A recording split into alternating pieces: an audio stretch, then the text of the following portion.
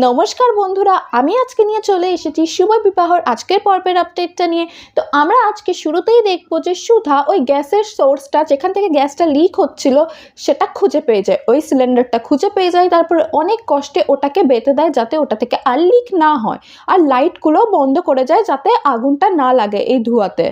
আর তারপরে আমরা দেখবো যে ওখানে দরজাটাও ভেঙে ফেলে আশুতোষ আর তেজ মিলে। আর বাইরে আমরা দেখছি যে রণজয় রেশমিকে ভয় দেখাতে আসে আর ছুরি নিয়ে মারতে যায়। ঠিক তখনই রেশমি সবাইকে হেল্পের জন্য ডাকে, কিন্তু রণজয় বলে কোনো লাভ নেই, আর 10 মিনিটে তোমার পুরো বাড়ির লোকেরা ওই ঘরেতেই দম বন্ধ হয়ে মারা যাবে, আর কিছুক্ষণ পর একটা স্পার্ক হবে, সেটা সব কিছু জ্বলে পুরো ছারখার হয়ে যাবে, আর আমি তোমাকে এখানে মারবো। এরই সঙ্গে আমার এই প্রতিশোধের আগুনটা বুঝবে। আর ঠিক তখনই মোহিত চলে আসে রেশমিকে বাঁচানোর জন্যে, কিন্তু রণজয় মোহিতকেও ছাড়ে না আর মারতে থাকে। ঠিক তখনই রেশমি নিজের পায়ে উঠে দাঁড়ায় আর ছুরিটা রণজয়ের পিঠে ভুকিয়ে দেয়। আর এইসব সুধা, তেজ আর পুরো পরিবারের লোকেরা দেখে খুবই খুশি হয়ে যায় যে আজকে রেশমি নিজের বদলা নিজেই নিয়েছে। আর তারপরে রেশমিকে দেখে খুবই খুশি হয়ে যায় বাড়ির সবাই লোক, যে ও নিজের পায়ে এতদিনে দাঁড়িয়েছে আর নিজের প্রতিশোধটাও নিজে নিয়েছে। আর তারপরে আমরা দেখব যে তেজ ও রণজয়কে অনেক মারে, আর তারপরে আশুতোষ পুলিশগুলোকে নিয়ে চলে আসে, আর এরই সঙ্গে রণজয় ধরা পড়ে যায় আজকে।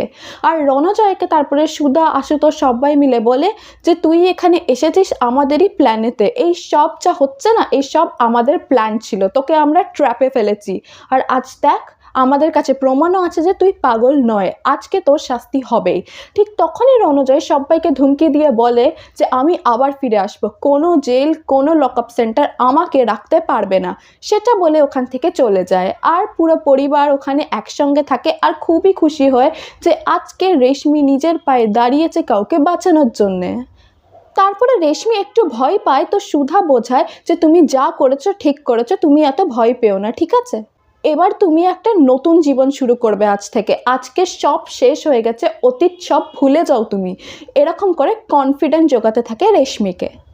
তারপরে তেজও বলে যে এর থেকে ভালো অ্যানিভার্সারি গিফট কিছু হতেই পারে না যে রেশমি নিজের পায়ে দাঁড়িয়ে পড়েছে। আর অন্যদিকে আমরা দেখব যে সবাই নিজেদের ঘরে ঘুমিয়ে পড়ে। ঠিক তখনই সুধা মা লক্ষ্মীর কাছে এসে হাত জোড় করে প্রার্থনা করতে থাকে আর ধন্যবাদও জানায়, আর বলে আজকে কিন্তু আমরা সবাই তোমার জন্যেই বেঁচে আছি।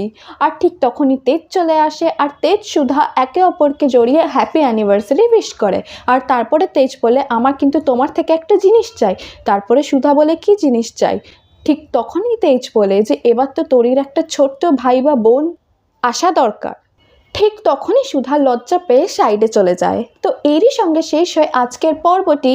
কীরকম লাগলো আপনাদের কমেন্ট সেকশনে নিশ্চয়ই বলবেন, আর হ্যাঁ, ভিডিওটি ভালো লাগলে লাইক করতে ভুলবেন না।